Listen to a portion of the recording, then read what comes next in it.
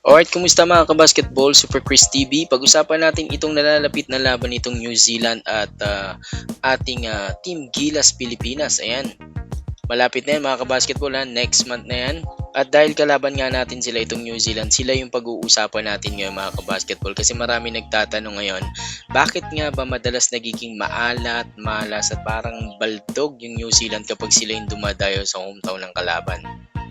Una sa lahat, no, malaking epekto ng away game factor. Hindi biro yung maglaro sa teritoryo ng kalaban, lalo na kung basketball nation yung car mo. Alam naman natin dito sa Manila, no, maingay ang crowd, iba yung energy at ramdam ng players yung pressure sa bawat possession. So madalas dito nagsisimulang bumaba yung kumpiyansa ng New Zealand, lalo na sa kanilang shooting. At kung mapapansin natin sa mga recent games nila mga kabasketball, no, hindi ganun kaganda yung shooting percentage ng Tall Blacks. May mga open shots pero hindi pumapasok. No? May mga tira sila na nasa home court nila pero automatic pasok talaga. No? Pero kapag nasa labas na, biglang nagiging alanganin. No? At kapag hindi pumapasok yung tira, doon ay pumapasok yung frustration dito sa Tall Blacks. So nawawala yung rhythm, nababasag yung sistema nila at mas madaling masilat sa depensa ng kalaban. Yan yung napansin natin dito sa New Zealand. Ngayon, posibleng maging advantage yan ng Gilas Pilipinas mga kabasketball, lalo na dito sa MOA Arena, dito sa Manila gaganapin yung laban. So, home court to, iba yung sigaw ng mga Pinoy fans, iba yung lakas na binibigay ng crowd. At kapag naramdaman niya ng kalaban, hindi maiiwasan na, ma-pressure sila, mag-turnovers, or shot at rush decisions kagaya nung tinalo natin sila nung unang laban. Kasi kung ganito pa rin yung pinapakitang laro ng New Zealand, lalo na kung magpapatuloy yung kanilang shooting struggle, so malaki talaga yung chance na talunin natin tong Tall Blacks ng mga basketball dito sa Manila. So hindi na ito basta-bastang mismatch tulad ng dati.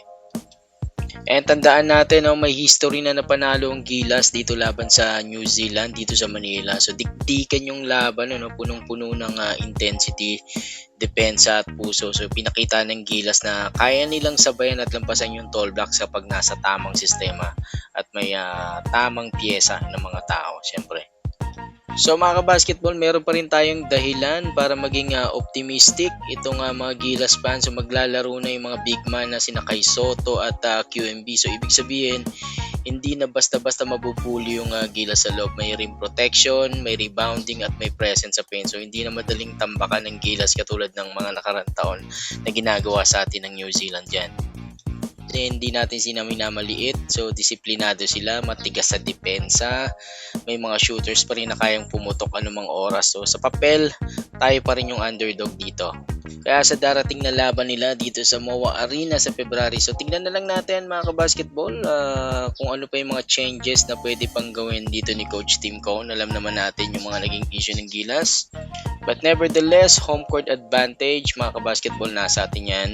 Big man presence at syempre yung suporta ng mga Gilas fans. So lahat yan pabor sa ating Team Gilas. Hindi madali pero posible mga kabasketball, at minsan yan lang yung kailangan para gumawa ng panibagong record itong ating Team Gilas. Yan, hanggang dyan muna mga kabasketball. Mag-comment ka na sa baba at tayo magkwentuhan. Salamat sa laging pagsubaybay. This is Super Chris TV.